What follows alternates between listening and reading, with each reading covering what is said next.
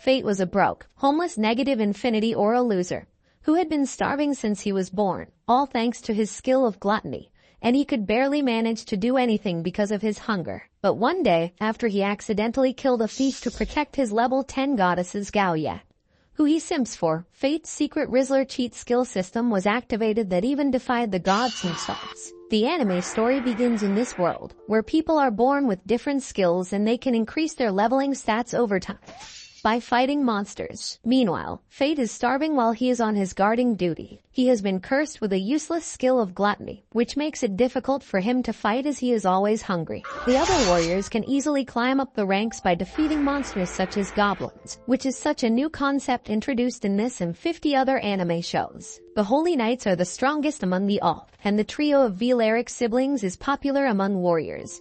But for all the wrong reasons. This is because they are too arrogant and even bully an innocent man to show off their status. They head back to the castle and find Fate struggling with hunger, so they hand him a few coins as his pay for the day. But they were not done having fun, and Memel then kicks Fate on his gut, which causes him immense pain. Fate realizes his unfortunate fate as he will always be at the bottom of the barrel and treated like a pushover. Just then Lady Roxy Hart arrives and saves him from their wrath. She defends Fate's honor in front of the idiotic group of siblings, but they couldn't care less as they don't even consider Fate to be a worthy human.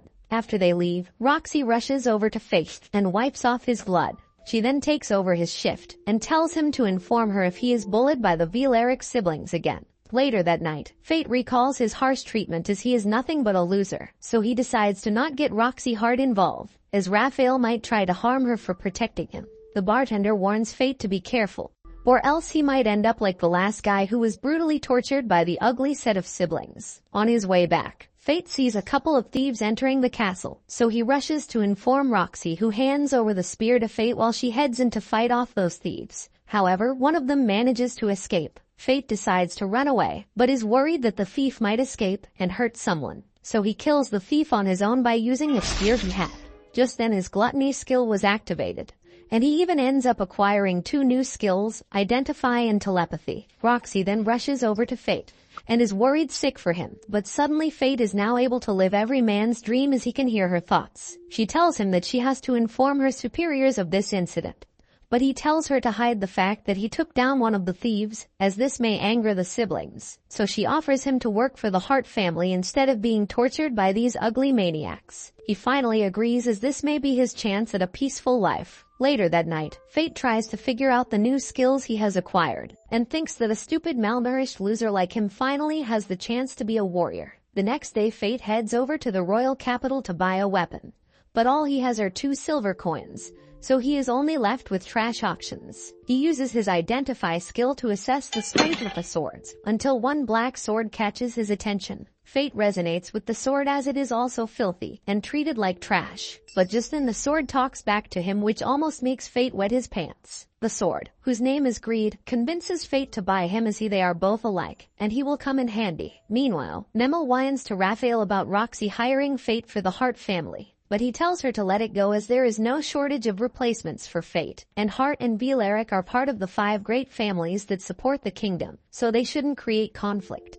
He then tells her that he is headed to the military district, so she asks what has gotten him so excited, and he reveals that it is the study of becoming immortal. But she just bursts into laughter as she knows that it's impossible. Meanwhile, Fate's sword has learnt his name and chants it. But just then, he warns Fate of a potential attack as the sword senses danger. Just then a goblin appears, and Fate slices it in half immediately, which gives him the strength skill, and also increases his stats. But goblins travel in large groups, so he ends up killing all of them with the help of his new sword, and his gluttony skill is activated after every kill. He then realizes that his stomach hasn't growled once, which implies that he was never hungry for food, but for killings. Greed then reveals to Fate that the gluttony skills allow him to steal skills and stats without benefiting from the experience, which is why he is still at level 1. He warns Fate to hide his true skill as it defies the divine law, so he is now a one-man army with his sword. He then collects a few goblins' ears so he can get paid for the day. On his way back he runs into a man who is escaping with a little girl, but thanks to Fate's telepathy skill he can hear the girl's cry for help, and decides to follow them. The girl is tied up in an alley as she is going to be sold, But Fate doesn't want to sit back and let someone innocent be tortured, as he now finally has the power to fight back and help others. We see a sister at church narrate the origin story of this world to the orphan kids. We learn that the creator of this world is Holy Laplace, who gifted people with special skills and powers to defeat monsters. Just then one of the kids starts crying as he thinks that Holy Laplace wasn't fair to him and gave him a useless skill, which is why he was abandoned. The sister tries to console the boy, but is then informed that one of the children named Sahara is missing, who is later seen tied up in the alley. Fate waits for the kidnapper to leave and frees Sahara from her chains, but it turns out that the kidnapper never left and prepares to fight Fate. Greed gives Fate the idea to fool him by showing that he is weak and later ambush him. So Fate runs away and hides the girl. He then sees an opportunity to knock down the boxes and ambush him. Greed tells Fate to attack his weapon, and with one swift move he knocks him down, severely injuring him. He then forces the kidnapper to reveal who hired him, and it turns out to be Hato Vilaric, who is sick in the head and enjoys torturing children. Fate then takes Sahara to have some dinner and consoles her. After he has gotten her back to the church, Sahara and her sister thank Fate for saving her. He is shocked by the gesture, as he has never been thanked before. Looks like Fate is going through that time of the month. He then tells Sahara that he has a weak skill too, but his dad used to tell him to laugh through difficult times so he can finally be happy one day. After his little fight with the kidnappers, Fate has now acquired the one-handed sword technique, which is his first technical skill. This can also allow Fate to attack twice in the space of one strike. Fate doesn't want to just get lucky in fights but strong too, and he is also set to start working for the Hart family from the next day. In other news, Sir Mason of the Hart family was struck down by a divine dragon in Galia. He will be succeeded by Lady Roxy, and she will take control of the Holy Knights, but the Vilaric siblings will be a pain in the ass. Fate heads to his first day at work at the Holy Knight district looking all dressed up. Just then, Lady Roxy calls out for him, and he is fascinated by her beauty. The two exchange greetings, and it is clear that they have some romantic feelings going on between them. She then takes Fate to her father's grave, who is met with an unfortunate fate, pun intended, 5 days ago when he was killed by a divine dragon in Galia. It is a continent that is dominated by monsters, and one of the major duties of a holy knight is keeping them contained. Fate feels guilty and sorry for Roxy, as she had been looking out for him despite going through her own hardships. She stretches out her arm to shake hands with him, but he hesitates as he is afraid the telepathy skill will activate like it did last time, so he distracts her. Just then, her maid Haru arrives, and Roxy introduces the two of them to each other. Fate gets used to working at the Hart Mansion for a week, where he is given delicious meals and is given several tasks. However, those meals were not enough to satiate Fate's hunger, as his stomach keeps on growling. Just then Haru arrives, and tells Fate that he has been summoned by Roxy, who is waiting for him in the garden. She calls him Faye, the same nickname his father used to call him by. He gets flustered, so Roxy, being the ever-desperate woman who can't take it slow, tells Fate that he is now part of the family. It seems that Fate couldn't contain his happiness and fainted. He later wakes up that night and finds a note from Lady Roxy, who tells him to take the day off. But Fate knows that he is falling weak and faints due to his hunger, so he asks Greed about his condition. However, Greed's revelation shocks Fate to the core, as he is told that once the gluttony skill gets a taste for souls, there is no stopping it. So the more he devours, the stronger he gets, but it also increases his desire and hunger for souls. So if Fate doesn't control it, he will either starve to death or attack anyone in his path. Fate feels as if he is a monster. Greed then tells him that once his hunger reaches its limit, it will be visible in his eyes. So Fate walks over to the mirror and sees his eyes are blood-red shot, as if he is no different than a vampire lusting for blood. This means that his hunger boost is activated, so Fate decides to head out in the middle of the night to hunt. Fate's hunger boost increases the efficiency of his gluttony skill and also gives him better night vision. Fate kills several goblins, but they are not enough to get rid of his hunger, so he heads deeper into the forest and ends up killing way more than he expected to. He then spots a goblin king, and Greed tells Fate that he can acquire the health regeneration skill if he defeats it. So Fate wastes no time and attacks the goblin king from behind. The first attack injures him, but doesn't kill him, so Fate carefully follows Greed's instructions and finally kills it off. His stats increase, and he acquires the health regeneration skill, but Greed asks Fate to lend him all his stats for now, so he can also level up. Just then, Greed steals all his stats and turns into a magic bow. He then finds another goblin to attack, But thanks to Greed's new power, Fate can shoot arrows at command, and they will hit his target regardless of where he aims the arrows at. He then collects the Goblin King's ears and leaves them outside the church so they can sell it for some money. The next day, Fate runs into Roxy and is shocked to see her in a disguise. So she tells him that she is going out to town for a secret inspection and tells him to keep his mouth shut. He then heads off for his work, but she grabs him by the collar and forces him to tag along with her on her secret mission. She tells him to call her Lexi for the day so people don't recognize her. But Greed keeps on interrupting and annoying Fate. Just then, Roxy notices his weapon and asks Fate to show it to her. But he gets lost in his trail of thoughts and is worried that she might find out about his gluttony skill. He is about to drop Greed, but Roxy catches him and tells Fate to head over to the Heart Blacksmith so he can polish his weapon. Just like Fate, Greed also begins to fall for Roxy. They step out into the town, and Roxy is overjoyed by the crowd. Just then, one of the Holy Knights arrives, and the whole town is upset at his arrival. They don't seem to be popular with the public, and only have good opinions about Lady Roxy. Just then, Fate's worst enemy, his own damn stomach, gives him away, and Greed makes fun of him, causing Fate to cuss him out. But this catches the Holy Knight's attention, so Fate immediately kneels down and asks for his forgiveness. Roxy steps in to defend him, but Fate is worried that she will get caught, so Greed gives him a ridiculous idea to pretend that they are a couple. Roxy wastes no time as she acts like a 12-year-old girl role-playing with her crush. She then whisks away Fate to a dark alley. The two of them are flustered, but Roxy plays it cool. But Fate, on the other hand, is losing his mind escorting Roxy. They shop around for a bit, and Fate realizes that Lady Roxy is an ordinary girl at heart who wants to dress up and wear gems. She then asks Fate if he knows any warrior acquaintances, but their conversation is interrupted when they hear a couple of men talking about a large number of goblins being dead, and a rumor has spread that there is a monster wandering around. Fate is upset to know that he is already being labeled as a monster, and people are also wondering about how the Goblin King's ears ended up outside the church. Roxy rushes after the two men, but they tell her to ask warriors instead. Fate then realizes the true reason behind Roxy's secret inspection, which is to find the wandering monsters, completely unaware that her little boyfriend is the monster himself. Fate later takes Roxy to his favorite restaurant, and the owner is surprised to see that Fate is still in one piece. He teases the two, and then serves them some delicious food. The owner tells Roxy that he heard a couple of goblins were found with their ears still intact, which means that it is a monster, since a warrior would have collected those ears to cash them out. This whole incident can also cause chaos around town and affect business. Fate feels guilty as he is responsible for this mess, since he was craving goblins one random night. Just then, his old friend walks in and tells another rumor that the Holy Knights believe it is a monster called Lick and are out on the hunt for him. Fate looks as if someone sucked his soul dry,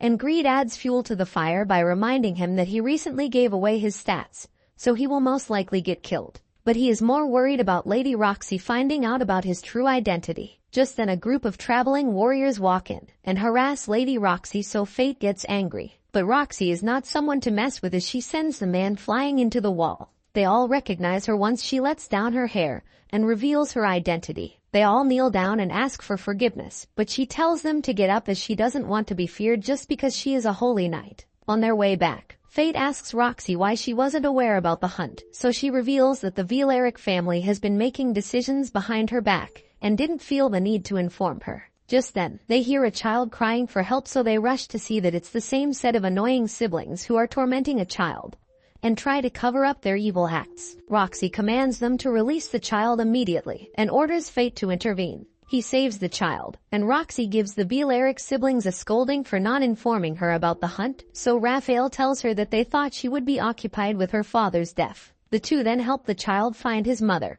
and Fate is slowly falling deep in love with Roxy. Later that night, Fate asks Greed for help in hiding his identity from Roxy, so he can hunt monsters without her finding out. So Greed tells Fate to buy a perception warping magic item which will make him look different and conceal his identity. Somewhere else, all the Holy Knights have gathered and are planning an excursion to Galia without letting Lady Roxy know. Fate continues his hunting and becomes strong enough to scare off other warriors, earning him the title of a corpse. He tells Greed that he wants to hunt until he is strong enough to fight once the Holy Knights come after him. The next day, Roxy tells Fate that she has another secret mission for him.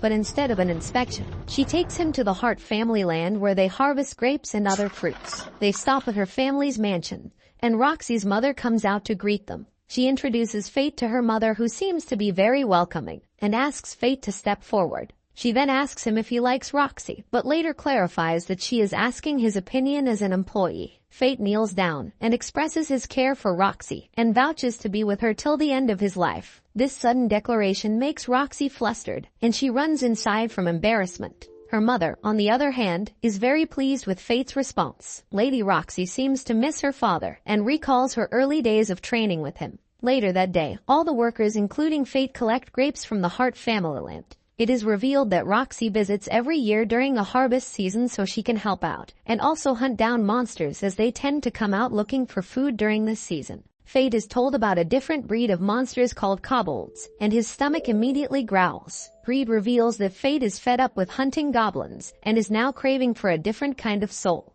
As Fate was heading back, he ran into an odd woman whose eyes are the same color as him when his hunger boost kicks in. She tells Fate to have the kobolds for himself, and now he owes her one. Shortly after, Lady Roxy arrives and tells Fate that the odd woman seems to be a Galian. He is shocked to learn of this as Galia was destroyed, but Roxy tells him that it was one of the strongest continents because of its military power, but later got destroyed as monsters invaded it. However, there were some survivors, and that girl's family was one of them. Fate then asks Roxy if she will be okay on her own hunting down monsters, but she assures him that she will be working with other warriors. They later see that the fields have been destroyed, so they head over to the kobolds' hideout, and are shocked to see a large beast among them. Lady Roxy heads back to town and calms everyone down. Meanwhile, Fate is almost in his starvation state and doesn't want Roxy to die fighting the beast, so he follows the kobolds and the beast later that night to hunt them down on his own. Fate wastes no time as begins to shoot arrows, taking down the entire army of kobolds, leaving the beast unprotected.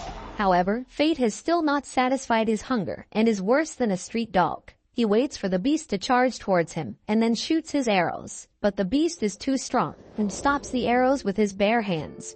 So Greed suggests that they get closer to him for a better chance at attack. However, Greed stops Fate midway as it sees that the beast is going to use a ruinous strike that can shatter Fate's bones. But Fate ends up getting scratched. However, he immediately recovers thanks to his health regeneration skill. But another impact from the beast sends Fate flying into the water. The beast steps closer, but Fate is no longer a stupid moron, and instead tricked the beast into thinking he was done for. Just then he chops off the beast's saw, but he is still too strong for Fate. So Greed asks for 10% of his stats to activate his hidden skill, which creates a huge impact and turns the beast into ashes. However, Fate has outdone himself by killing and devouring a soul of high quality for the first time. It's as if he has just had dinner in a Michelin star restaurant. Greed tells him to snap out of it, otherwise he would be worse off than his starvation state. The next day, Roxy and her warriors are shocked to see that someone else has done their job for them. She first suspects it to be the Galian girl she saw earlier, as they are known to be stronger than holy knights.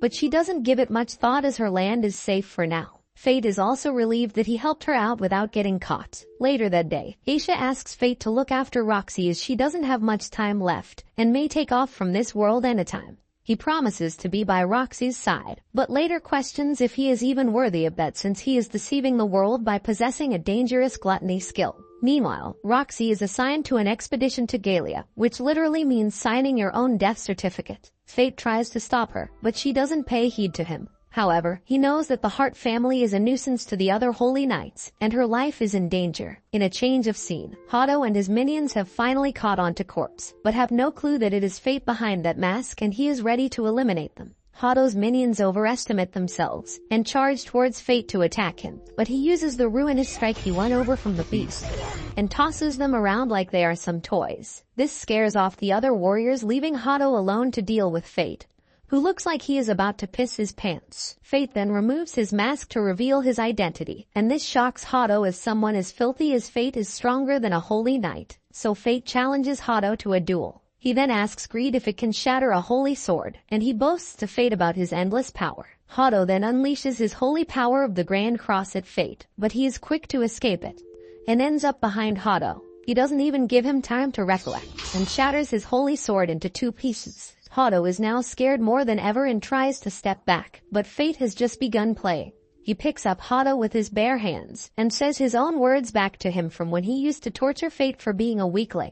He smashes his head into a tree so hard that Hado begs him to stop. But Fate is filled with anger for all the times he hurt innocent lives, and now his girlfriend, Roxy, is heading into danger because of him. He then sends him flying into the air and unleashes his bloody Patrigan at Hado. Once he is done, Hado has all his limbs cut off with only his upper body intact. He then asks Fate why he hasn't killed him off, so he asks him why Roxy was sent to Galia. Hado reveals that she took the lead and vouched to fight even if it was just to save a single citizen. Once Fate is done with him, he then prepares to kill him off even though Hado begs him and tells him that he will get the expedition cancelled. But Fate shocks him by revealing that this is his own revenge and pierces Greed into his chest until he is completely dead. Fate then acquires Hado's skills and is now a holy knight, but he tells Greed that he has no interest in being one. So he transfers the stats he recently acquired into Greed, which upgrades him to the 2nd level and turns him into a great scythe. The curse embedded into this blade can cut through almost anything.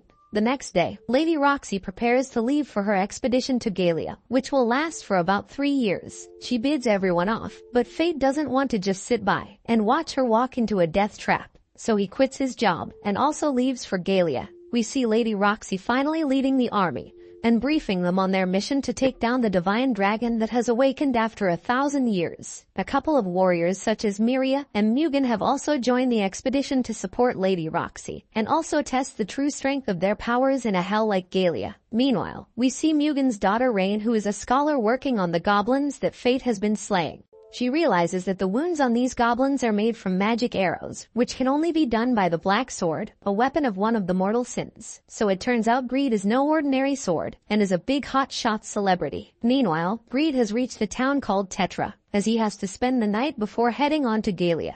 He looks for a restaurant to satisfy his hunger. Just then a bunch of guys bully Set, who begs them to get rid of monsters. However, Fate fights them off and greets Set. A flashback shows that this was his hometown, and he used to live here with his dad. But after his passing, the village chief and other villagers decided to kick him out when he was only a child, since he was an extra mouth to feed. Now the tables have turned, and Set, who is the son of the village chief, is begging Fate to defeat the monsters and protect his village. Greed also tells Fate to let go of his ego, as he needs to sate his gluttony. Otherwise his starvation state will kick in. Fate only accepts because this was his father's hometown. Otherwise he still resents the people of this village. Set's father is still arrogant as ever and suggests offering up Fate as a sacrifice until they find real warriors. But Set tells Fate to not pay heed to him and just follow him. He tells Fate that his wife was killed by the monsters, but now he is worried for his daughter. He apologizes to him for all the hurt he put him through, as he realized his mistake when he became a father. Fate forgives him, and Set then tells him that monsters started appearing around a month ago and also have flying abilities. Greed then tells Fate that these are no ordinary monsters, as they are clever and are called gargoyles. These monsters lure humans in, and then the entire pack attacks in a swarm. Just then Set's daughter offers him some candy that the village chief gave her. But as soon as Fate has dinner, he feels dizzy and faints. Set realizes that the candy was drugged because his father wanted to get rid of him. And now it's too late, since the gargoyles have invaded the town. The gargoyles spew fire all over the village, burning every house and human in sight. Meanwhile, Fate is still out cold, so Set prepares a medicinal herb which is an antidote. He serves it to Fate, which helps him recover from the effects of the drug. Fate wastes no time and grabs his sword. He is shocked to see the damage that has been done while he was napping. Greed suggests Fate to use the Great Scythe to deal with the gargoyles. Greed transforms into a scythe as the gargoyles combine their powers, allowing them to launch a massive fireball. But Fate throws his weapon, slicing through the fireball, and it pursues the gargoyles, wiping them out. The scythe returns to Fate, and he acquires the fireball skill. As the leader of the pack appears before him, he checks its stats and learns that it has the fireball skill as well as the ability to resist fire. Greed thinks that it will try to launch fireballs at close range. So as the gargoyle charges at Fate, preparing to attack, he delivers a devastating blow, slicing it in half, killing it instantly. The next day Set tells Fate that the majority of the villagers, including his father, are dead. Fate uses his identify skill and realizes that the entire land is done for, as the soil isn't healthy anymore. Set tells Fate that he will look for a job in town for the sake of his daughter, and as a last act of gratitude, he asks Fate to hit him. Greed advises him to do so, as they will make him feel even. Fate punches a big horse and helps him get up. He bids farewell to Set, but also stops by his father's grave before leaving this village. Meanwhile, Lady Roxy and her army are still on their way to Galia and have reached Lanchester. Fate also resumes his journey to Galia, but his carriage is stopped by a bunch of hooligans who threaten him and block his path. The carriage driver begs Fate to save him.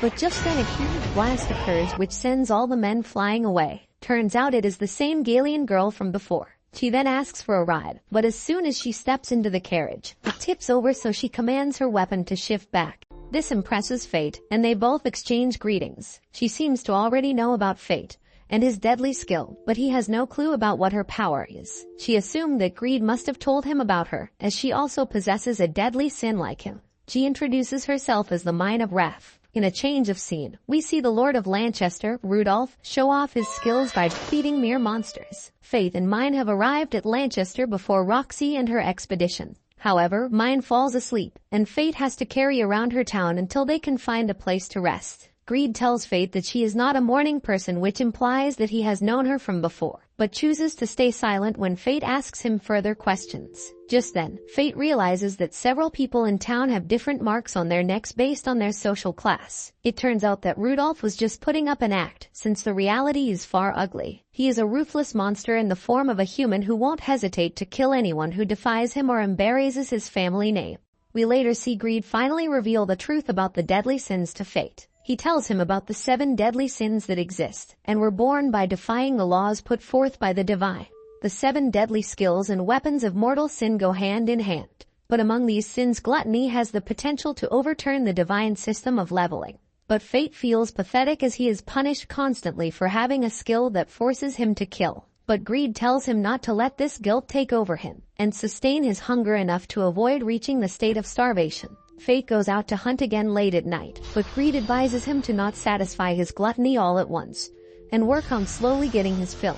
Fate then encounters a sandman, and Greed guides him to cast a fireball before firing the arrow. It only takes 1 arrow to kill the sandman, but just then several others appear which make it difficult for Fate to control his hunger. Meanwhile, Wrath wakes up from her nap and finds out that there is a reward for defeating the sand golem. She learns that even Rudolph isn't strong enough to defeat them, and the town is just counting down their time before death engulfs them. Fate, on the other hand, is killing these sand monsters like it's another mission in Call of Duty. Just then Fate senses a large beast and finds that a couple of warriors are struggling to kill it. And they also warn Fate to back as he won't be able to handle it alone. He checks the monster's stats, and we learn that it has the ability to create sandstorms. He launches a fire arrow and charges in, but the monster manages to push him back. It uses its skill, creating a sandstorm, but Fate transforms his weapon into a scythe, using it to launch an attack that overpowers the sandstorm, destroying the monster's body. The monster's core tries to escape, hiding in the sand, but Fate uses his bow, launching a powerful arrow that chases the core, destroying it in an enormous explosion. The next day, Fate heads back and tells Mine that he has already defeated the sand golem, so she gets mad as she was looking forward to the reward. But Fate calms her down and tells her that he will split the reward with her. He receives 100 gold coins for defeating the sand golem. But Rudolph suddenly appears, telling Fate to serve him. He explains that Fate has no right to refuse because his decision is final. Mine tells him that Fate belongs to her, but he calls her a child, so she hits him, blowing him away. Fate knows that they're in trouble, so he tells Mine that they should leave town. As the two of them set on their journey, Fate, being the moron he is, skinny-shamed Mine, which pissed her off, so she decided to increase the weight of her weapon, which punctured the tire. They had to stop over while the tire was being replaced. Meanwhile, Mine decides to head off into a nearby town, and Fate can't help but follow after her. Fate realizes that someone powerful must be protecting this village as it is near Galia and its monsters. Just then, Fate comes across an old man who seems to be a holy knight and introduces himself as the village chief. Fate asks him if he could help him find a place to stay, but the village chief uses Identify on Fate and challenges him to a duel. The two of them exchange swords, and Fate tries his best to put up a fight, but the man overpowers him, causing Fate to drop Greed. Just when Fate thought he didn't have a place to stay, the man offered to train him. He finds it sketchy that he is not asking for anything in return, but he tells Fate that he is not making the most out of his skills, which might be a problem in fighting against humans. Fate hesitates for a bit but agrees and introduces himself. The man then introduces himself as Aaron Barbados. The next day, Fate starts off with his first lesson in training. Aaron teaches him hand-to-hand combat. At first, Fate struggles but soon catches up with his tricks. Mine watches them while she is starving in pain. However, as soon as gluttony kicks in and the color of his eye changes, Fate suddenly becomes faster. He spends the whole day training, but when he returns, he sees that Mine is passed out from eating. So Aaron heads out to fetch some supplies for them while Fate notices that he resembles Aaron's son. The next day, Aaron and Fate resume their training. Aaron instructs Fate to him with a twig instead of an actual sword, so he tries his best to protect himself with a twig as Aaron charges at him. However, Fate predicts the sword's movement and lets the twig slide along the blade, allowing him to deflect the blow. Aaron is impressed, saying Fate has improved. That evening, Fate tells Aaron that they will be leaving the next day, thanking him for his hospitality. He observes that Mine is too busy eating, and she reveals that she can't taste her food. Greed mentions that this is the punishment for wrath. Aaron stares at the castle and reveals that it once belonged to him. We learn that, while he was away from the castle, it was attacked by monsters, and his son Luke tried his best to defend it but ended up dying. The Lick Lord took over the castle, and Aaron knows that his family is still trapped there. Fate considers going there, and Aaron decides to join him, while Mine agrees to protect the village if they pay her 50 gold coins. They make their way to the castle, where Fate shoots a skeleton, turning it into stone, revealing that he used Sandstorm with his arrow to petrify the target. They head deeper into the castle, destroying skeletons along the way. Eventually, they enter a room where Aaron is surprised to see his family. They tell him they've been waiting for him, and he thinks they're still alive, but Greed reveals that they are already dead and the Lick Lord is using illusion magic to make them appear alive. Luke suddenly attacks Aaron, but Aaron manages to block the attack, pushing him back. Luke says he despises Aaron because he abandoned his family to work in the capital, blaming him for what happened to them. Fate considers using his scythe to dispel the illusion, but Greed reveals that if they do so, Fate will end up consuming the souls of Aaron's family, sending them to an eternal hell. Aaron says he will take care of his family, so Fate decides to look for the Lick. Fate eventually finds the Lick, realizing that its stats are ridiculously high. He manages to break its arms, but the Lick summons a group of zombies, who beg Fate to save them.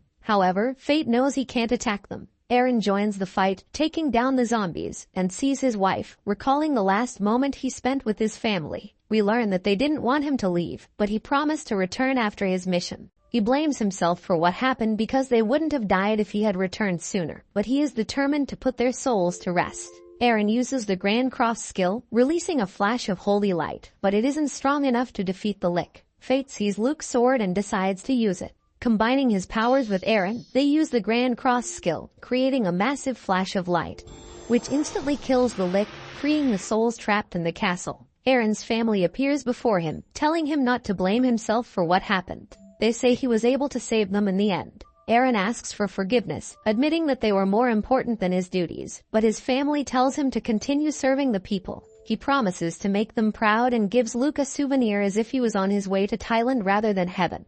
But now they finally rest in peace. The souls in the castle disappear, but the Lick's core tries to ruin the moment, so Fate destroys it, allowing him to consume the Lick. Later that evening, we learn that Aaron has broken his level limit, thinking it's because he fought alongside Fate. However, the match isn't over and they place a bet on killing off the skeletons. We later see Aaron pay Mine for her overtime duty, but also reveals that he once saw her 50 years ago. So Mine reveals that she is a phantom who is not allowed to die. As she heads off, Aaron notices that Fate's eyes have returned back to normal, so he briefly explains to Aaron about his condition of slaying monsters as they are equivalent to a Big Mac for him. He then tells Fate to come back once he is done with his mission. Meanwhile, we see the Velaric family has got their hands on the Philosopher's Stone, which has the power to cure any illness in the world. This implies that they might be able to achieve immortality. However, they are soon informed that their stupid loser brother, Hado, is dead and witnesses claim that the killer was not a monster but a warrior.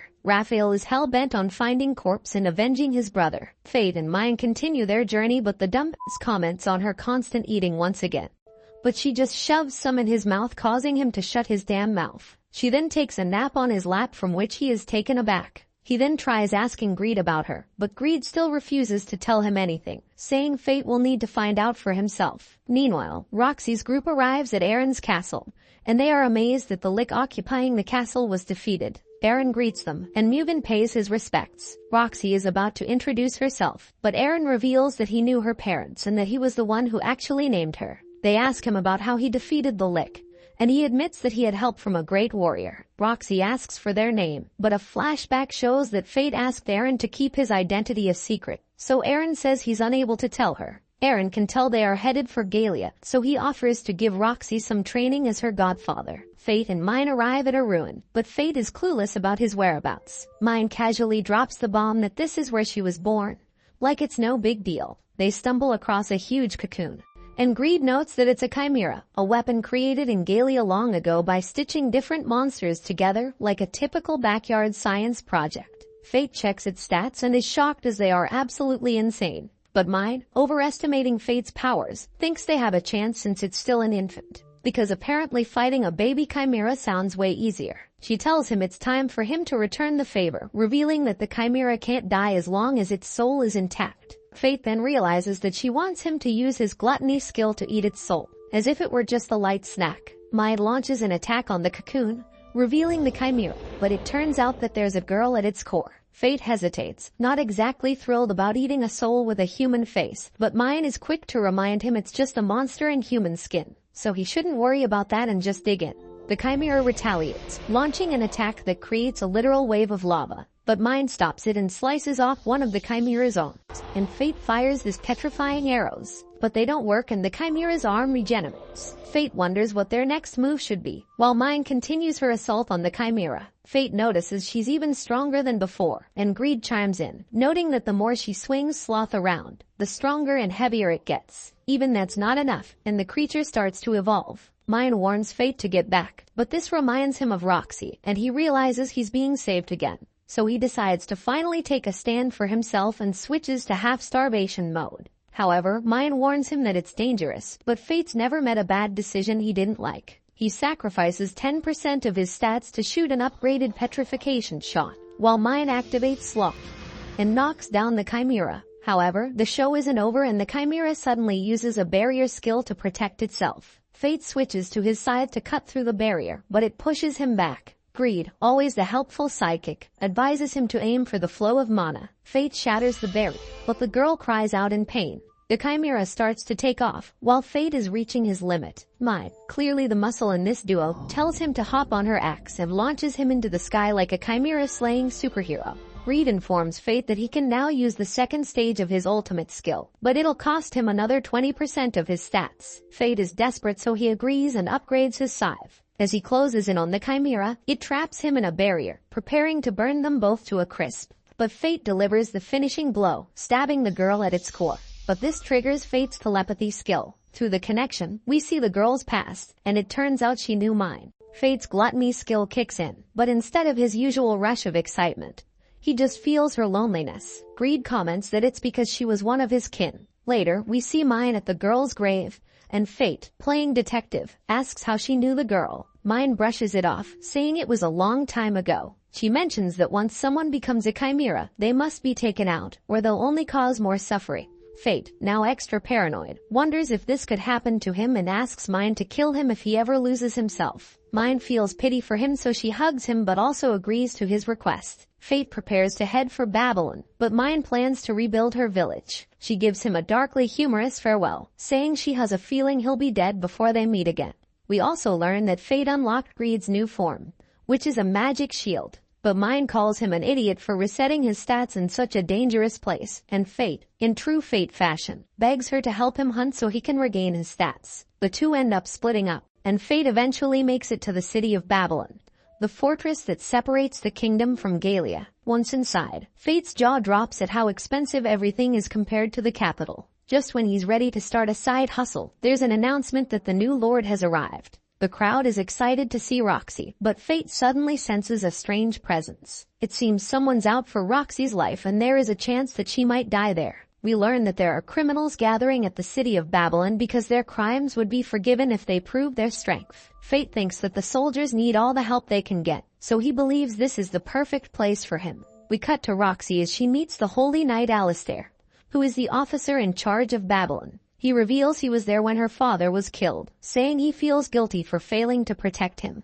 But she tells him not to worry, saying she is going to help him fight the monsters, and they agree to work together. Meanwhile, Fate notices a scabbard, and Greed tells him to buy it. He meets the shopkeeper Jade and inquires about the item, but Jade tells him that it's only there for display, saying he can create one for Fate's sword. Fate shows him greed, and Jade thinks the sword is amazing, saying he can create a scabbard for 500 gold coins. However, Fate can't afford it, so he decides to leave and complains about how everything is so expensive in the city. A band of warriors calls out to him, and they are about to invite him to join their party, but they think he looks weak, so they decide not to work with him. While going on a hunt, Fate notices something in the air as Greed explains that the spores in the area are toxic, advising him not to inhale them. He encounters a group of orcs, so he prepares to take them on.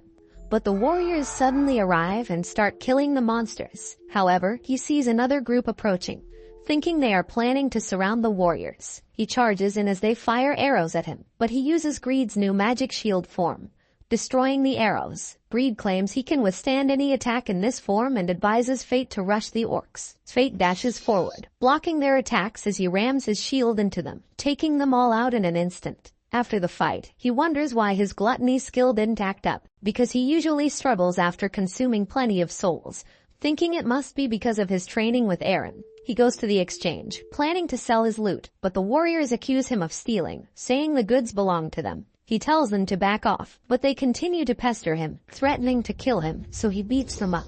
He receives 100 gold coins for his loot. At that moment, Roxy enters the room, asking him if he's responsible for the mess, but he explains that he acted in self-defense. She feels responsible for being unable to maintain order in the city, so she decides not to punish him but tells the warriors they are going to spend the night in prison, saying they should reflect on their actions. Nia tells Fate to remove his mask, but Roxy tells him that it won't be necessary. As she inquires about his identity, he tells her that his name is Corpse, and she finds him strange, advising him to take care of his appearance because he looks like a mess. We see him walking around the city, and he is glad that Roxy wasn't able to recognize him. However, he thinks about his appearance, realizing he can't afford to clean himself up.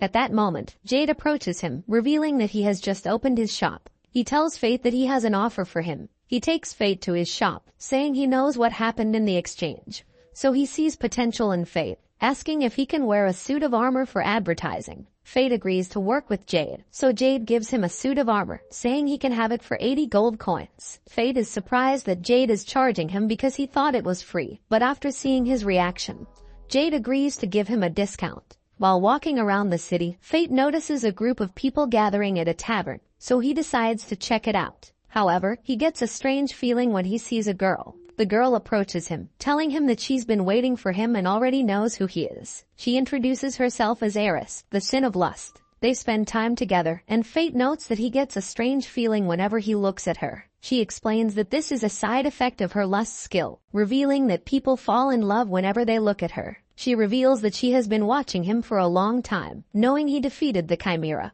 But she tells him that there are more Chimeras in Galia, and she thinks the Holy Knights aren't strong enough to defeat them. Eris tells him the reason she's been waiting for him, revealing that she is a guardian of the kingdom and is working towards a better future. She says that Roxy's death would benefit the kingdom, telling him that she needs to die in Galia. Fate becomes upset, wondering if she plans to kill her. Eris explains the phenomenon of aggression, saying a monster's hatred lingers after it dies and accumulates over the years until a crown beast is born. She tells him that this can also occur for humans, explaining that the people hate the Holy Knights, and Roxy is the only one they love. Her death would accumulate more aggression, which would give birth to a powerful human who will serve the kingdom in the future. However, Fate doesn't want her to die, so he becomes furious and decides to leave. Eris notes that the plan is already in motion, and nothing can stop it. Alistair reports that they have lost contact with the material gathering squad at the Great Canyon in Galia. Roxy worries for them, so she immediately orders a rescue mission. Meanwhile, Jade tells Fate about the Duskstone material needed for his scabbard but notes that he's run out of it. Greed suggests finding the Duskstone themselves, and we learn that it can only be found in Galia. Jade marks a map for them, and they prepare to head off. Along their way, they come across more orcs, but Fate easily runs through them with his shield.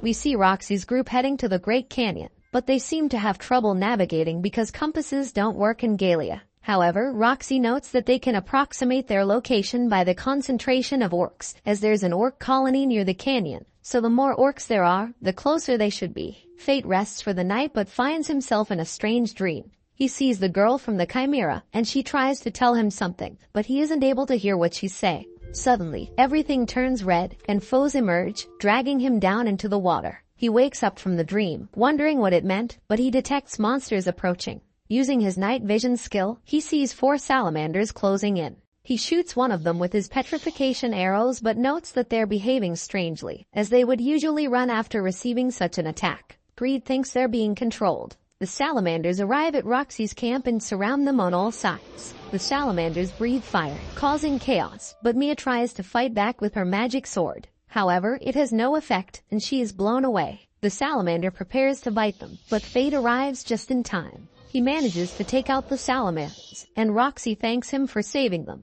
Fate points out the markings on the salamanders' heads, and the others find it strange that 4 crown beasts would be working together, especially since they seem to be targeting Roxy. They manage to make it to the Great Canyon and go their separate ways. Fate continues to explore and finds monsters that have been petrified. He sees Eris up ahead, wondering what she's doing there, but he loses track of her. He suddenly notices a chimera, but it doesn't move, and Greed notes that it doesn't have a core. However, there are 2 other holes in the wall, suggesting there are 2 more chimeras. The ground suddenly shakes, and there's an explosion in Roxy's direction, so Fate rushes to find them. We see Roxy's group being attacked by the 2 chimeras, and Mugen gets hurt trying to protect Mia. Fate arrives to save them, shooting at the chimeras. Greed notes that their regeneration is slower than the other chimera they fought. Fate tells Roxy about the chimera's weakness, advising her to aim for their core. They charge in together, and the chimera creates fire around them, but Fate has resistance against it. The chimera tries to protect its core, but Fate cuts its legs, creating an opening,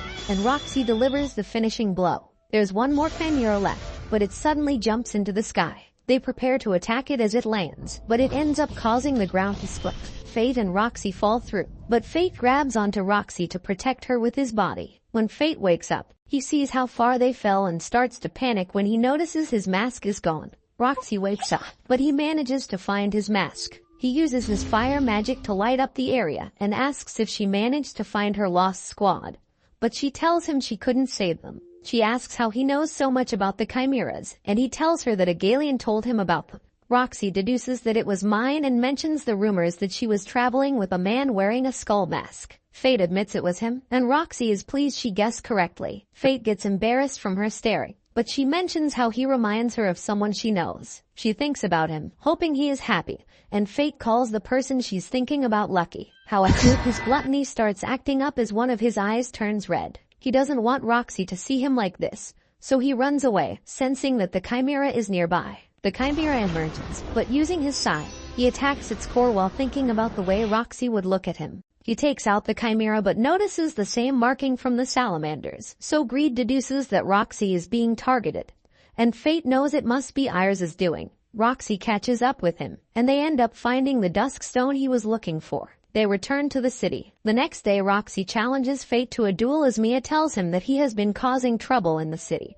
But he explains that he was just defending himself, saying there are people after him. Roxy tells him that she can't overlook his actions, suggesting he should join her army because nobody wants to mess with them. However, he refuses, so she prepares to fight him, telling him to draw his sword. He leaves it in the scabbard, which makes her think he's underestimating her. She tells him she won't hold back, and they start to fight. Fate wonders why he can't overpower her because his stats are supposed to be higher. He realizes that her technique is superior, and she manages to land a hit, leaving a crack on his mask. She threatens to expose him if he doesn't fight seriously, so he unleashes the power of his scabbard. Everyone recognizes it as a holy sword skill as he explains that the scabbard is made from dusk stone and improves his holy sword techniques. He charges at her, managing to overpower her, but as he prepares to end the fight, he sees the amulet she's wearing and recognizes it, causing him to become distracted. Roxy disarms him, securing victory, but she wonders why he let his guard down. He refuses to answer, and she recognizes his fighting style, asking if he learned it from Eren. She reveals that she encountered Eren during her journey, and he mentioned a traveler with immense power, wondering if Fate is that person. He tells her to focus on her mission. Fate talks to Mugen, telling him that someone was controlling the chimera. Mugen explains that it was using a monster as its core and says his family studied Galan technology, noting that Rain is a gifted scholar. Fate knows that chimeras are artificial creatures made in Galia, so he wants to meet her. Meanwhile, we see Rain in the lab as her colleague tells her about Raphael, who is studying the Philosopher's Stone. She decides to look into it, and we learn that the stone grants its wielder extraordinary powers but completely dominates their body. We return to Fate as he recalls his conversation with Mai, where she told him about the domain of E, saying he won't be able to defeat the divine dragon until he reaches it. He wonders how he's supposed to reach that level. But at that moment, everyone hears an alarm. Alistair tells Roxy that monsters are approaching the city, so she gathers her men and charges at the monsters. Fate watches from a distance, thinking she should be able to win the battle, but he sees a huge monster moving underground, approaching her army and threatening to launch a surprise attack. He decides to interfere. Greed transforms into a bow, and Fate uses his gluttony skill to strengthen the arrow, allowing him to launch a powerful shot from a distance. The arrow pierces through the ground and hits the monster, forcing it to surface. He lunges at the monster and uses his identify skill, allowing him to see its stats. He realizes that it's extremely strong and that Roxy doesn't stand a chance. The monster summons an acid rain, so Fate defends using his shield. Greed explains that it's using corrosion magic and warns Fate to be careful, as he will die if he touches it. Fate decides to use his magic bow and fires a powerful arrow, causing an explosion. However, the monster disappears and tries to escape. Fate realizes that it survived by splitting its body and is heading for Roxy, so he chases after it. The monster uses smaller copies to attack him, but he uses his Grand Cross skill to destroy them in an instant. Fate realizes it's not behaving like a normal monster, so he thinks it's being controlled. He jumps into the ground, trying to locate the monster's core, and prepares to launch his most powerful arrow. The monster reappears, and just as Fate is about to finish it off, he sees bullets hitting the monster. The arrow causes an explosion, and a voice tells him that he has consumed the monster's soul, but it's still alive. Fate becomes confused, wondering how it can survive without its soul. He sees a masked man watching him, so Fate lunges at him. Greed recognizes the weapon the man is using as the mortal sin, envy. The monster surrounds Fate as Greed explains that it was hit by a magic bullet, which activated its hidden power, allowing it to create copies of its soul. The monster attacks, trying to melt Fate's body, but he consumes the monster instead, revealing that he has found a way to counter its corrosion magic. Fate shoots at the man, but a barrier protects him. Greed explains that Fate's stats have reached their limit, and he will need to reach the domain of E to go any further. Fate, however, is still no match for the man, who is already at that level. Fate charges in, but the man blocks his attack and pushes him away. The man uses envy to fire magic bullets, and though Fate tries to block with his shield, he still feels the force of the attack, coughing up blood. As the man prepares to finish him off, Fate realizes that he needs to get stronger. He bargains with his gluttony skill, saying he's willing to do whatever it takes to break his limit. He begs Gluttony to give him the power he needs, and he reaches the domain of E. He attacks the man, forcing him to retreat. The man summons monsters to attack Fate, but Fate tells them not to interfere and runs right past them. He continues to pursue the man, dodging his magic bullets and creating a smoke screen to obscure his vision. Fate appears behind the man, destroying his mask and revealing his identity as Alistair. However, Alistair isn't bothered by the setback and plays a flute, causing the divine dragon to appear. It makes its way toward Roxy, so Fate rushes to reach her, but Alistair tries to stop him. Leaning, we see Roxy's army fighting the monsters as the divine dragon approaches. Mugen orders everyone to retreat, but the dragon fires a powerful energy beam, blowing everyone away. Fate protects Roxy with his shield, and the force of the attack causes his mask to break, revealing his secret. Roxy is surprised to see him and is shocked as she looks into his eyes. Fate then smiles and turns around to greet her. He apologizes for lying to her but tells her to retreat while he buys time. He goes to confront the dragon using his Grand Cross skill and manages to hold it in a prison. Alistair shoots at him, and the two start fighting once again, but Fate seems to struggle. Alistair notes that he's using too much power maintaining his skill, so he doesn't stand a chance. Fate fails to land a hit, and Alistair cuts off his arm. Alistair prepares to finish him off, but he suddenly gets stabbed from behind as Fate reveals he used illusion magic and cuts Alistair down. His gluttony skill activates, and Fate suddenly finds himself surrounded by white. He sees the girl from Mayan's memory again, and she introduces herself as Luna. She thanks him for killing her but apologizes as the floor cracks, saying she can no longer hold on. Fate realizes that she was the one stopping his gluttony from going berserk, and she warns him that if he devours the divine dragon, he will lose himself. The floor crumbles, but Fate is caught by Greed. Fate is shocked to see him, but Greed tells him they need to leave. Fate thanks Luna for her warning but resolves to defeat the dragon. They make it back outside, but the dragon breaks free from his skill. Greed wonders what Fate will do with only one arm, but Fate suddenly throws him. Fate charges in, punching the dragon, and proceeds to cut it up. As the dragon falls down, it fires an energy blast at him.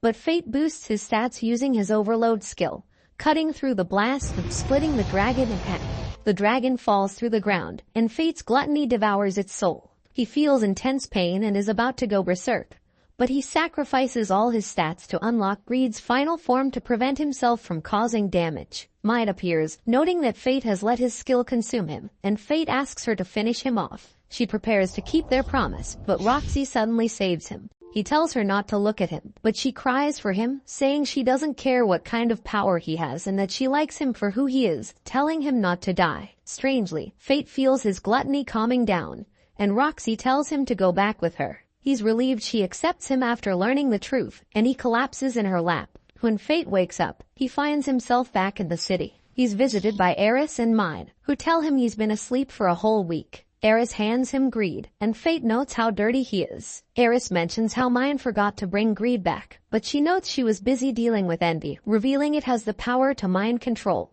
and that Alistair was being manipulated. Fate wonders what she did with envy since it's indestructible, and Mine reveals she just threw it away. Eris notes that since the crowned human experiment using Roxy was a failure, they will need Fate's help in the future, and Fate agrees on the condition that Eris promises to leave Roxy alone. Eris tells him they should leave before Roxy gets back, saying it's dangerous for him to see her because it seems just hearing her name makes his gluttony unstable. We see Roxy come to visit him, but he's already gone, and she finds a note from him. He explains everything about his skill to her, promising to return to her one day, and she thinks about how she always got courage from him. We see a flashback to when they first met. Fate is scared of her at first, thinking all holy knights are bullies, and she realizes how people see them. She's ashamed and apologizes to him, but his stomach growls, so she ends up giving him her food. He's glad he was able to meet a good holy knight, and she's able to be proud of herself. She wonders when they will meet again and promises to get stronger so she can protect him. We see Fate using Greed's new staff form, and he's able to restore his arm. Eris and Mine go their separate ways, and Fate sets off with Greed to find a way to control his gluttony. Thanks for watching, my fellow plot boys, and don't forget to subscribe for more top-notch quality anime recaps. And until next time guys, take care.